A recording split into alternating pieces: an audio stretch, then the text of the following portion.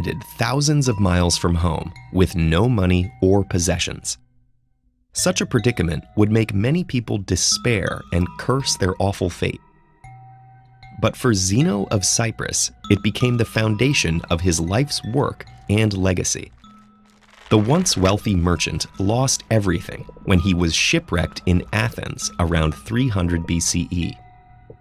With not much else to do, he wandered into a bookshop, became intrigued by reading about Socrates, and proceeded to seek out and study with the city's noted philosophers. As Zeno began educating his own students, he originated the philosophy known as Stoicism, whose teachings of virtue, tolerance, and self-control have inspired generations of thinkers and leaders. The name Stoicism comes from the Stoa Poikile, the decorated public colonnade where Zeno and his disciples gathered for discussion. Today, we colloquially use the word stoic to mean someone who remains calm under pressure and avoids emotional extremes. But while this captures important aspects of Stoicism, the original philosophy was more than just an attitude. The Stoics believed that everything around us operates according to a web of cause and effect, resulting in a rational structure of the universe, which they called logos. And while we may not always have control over the events affecting us, we can have control over how we approach things. Rather than imagining an ideal society, the Stoic tries to deal with the world as it is, while pursuing self-improvement through 4 cardinal virtues. Practical wisdom, the ability to navigate complex situations in a logical, informed, and calm manner. Temperance, the exercise of self-restraint and moderation in all aspects of life. Justice, treating others with fairness even when they have done wrong. And courage, not just in extraordinary circumstances, but facing daily challenges with clarity and integrity. As Seneca, one of the most famous Roman Stoics, wrote, "Sometimes even to live is an act of courage." But while Stoicism focuses on personal improvement, it's not a self-centered philosophy.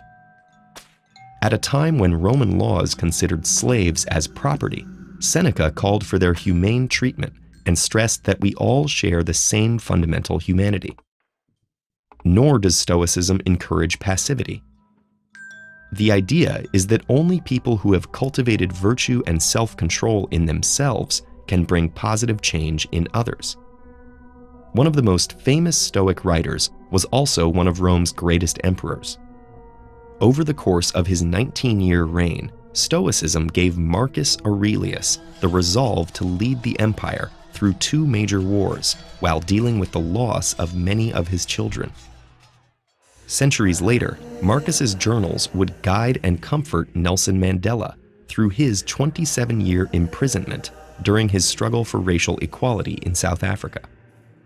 After his release and eventual victory, Mandela stressed peace and reconciliation, believing that while the injustices of the past couldn't be changed, his people could confront them in the present and seek to build a better, more just future.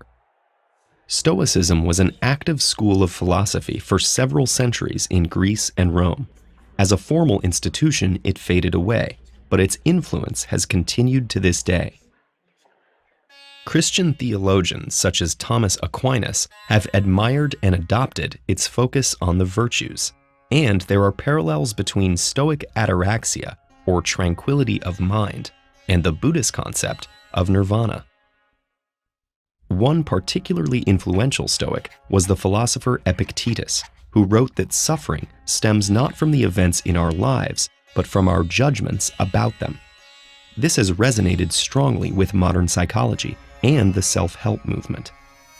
For example, rational emotive behavioral therapy focuses on changing the self-defeating attitudes people form about their life circumstances. There's also Viktor Frankl's logotherapy. Informed by Frankl's own time as a concentration camp prisoner, logotherapy is based on the Stoic principle that we can harness our willpower to fill our lives with meaning, even in the bleakest situations.